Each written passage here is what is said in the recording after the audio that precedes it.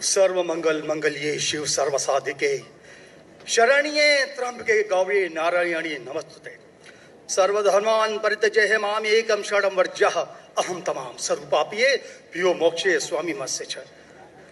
मैं अपने वतन खुशगवार माहौल में सबसे पहले मेरी मातृभूमि अपने वतन के लिए दुआ करना चाहूँगा इस मौके पर कि ईश्वर परमात्मा मेरे वतन को हमेशा सलामत शांति का गहवारा बनाए रखे।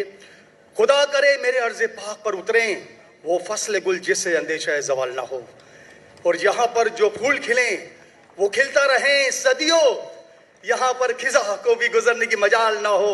और खुदा करे, ईश्वर करे, परमात्मा करे हम तमाम लोगों के लिए हयात जुर्म ना हो, जिंदगी वबाल ना हो। मैं श्रीमद् भगवत गीता की एक छोटी सी जो वर्ष है वो उससे ही सवाल करूंगा कि भगवत गीता इंसानों से क्या कहती है, क्योंकि जब सनातन धर्म था तो उस वक्त तो कोई मजहब ही नहीं था। 1 अरब 96 करोड़ 4,32,000 साल का एक एरा है सनातन धर्म का। तो उसमें इंसानों से कृष्णा ने कहा है श्रीमद् भगवत गीता में कि हे इंसानों, ये मैं तुझसे कह रहा हूं कि समाज तेरी कर्म भूमि है और तू अपनी कर्म भूमि के मानबन से नापा जाएगा। इसीलिए तू कर्मों से भागने का जतन न कर, क्योंकि तेरा निष्काम कर्म ही तेरा कर्तव्य है और तेरा कर्तव्य ही तेरा धर्म।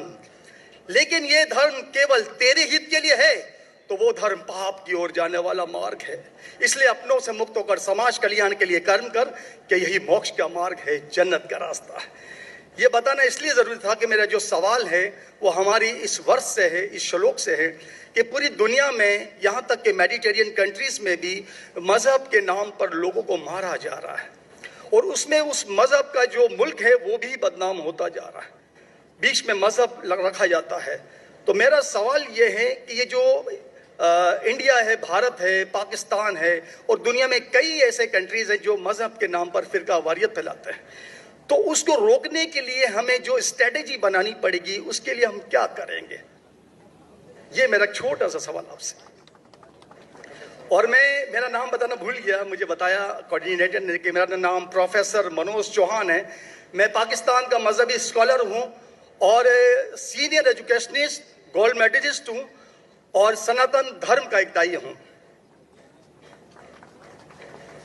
भाई साहब ने बहुत एक अहम सवाल पूछा कि हम देखते हैं कि मजहब के नाम पे काफी आपस में झगड़े होते हैं, एक दूसरे कत्ल होता है।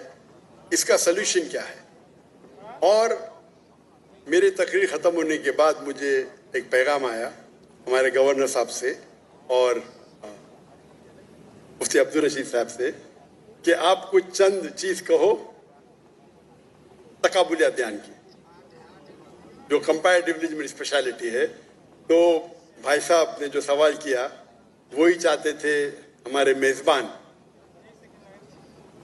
हमारे गवर्नर साहब और मुफ्ती अब्दुल रशीद। तो जो भाई साहब ने सवाल किया कि इसका हल क्या है कि आपस में लोग झगड़ा करते हैं, तो मेरे नजदीक कुरान मजीद की एक आयत है जिसे मैं कहता हूं मास्टर की फदावा, सूरह अल इमरान की सूरह नंबर 3 आयत नंबर 64 में अल्लाह ताला फरमाते कुल या अहले किताब, ए अहले किताब यहूद नसारा तालो इला कलिमतिन सवाइम बैनना व बैनकुम, आओ हम उस बात की तरफ जो आप और हम में यकसा है। अल्लाह नअबुद इल्लल्लाह, कि हम सिर्फ एक अल्लाह की इबादत करें। यहाँ कुरान मजीद में अल्लाह सुब्हानहू व तआला इस आयत में फरमाते हैं सूरह इमरान सूरह नंबर 3 आयत नंबर 64 में कुल या अहले किताब, को अहले किताब से एक खुसूस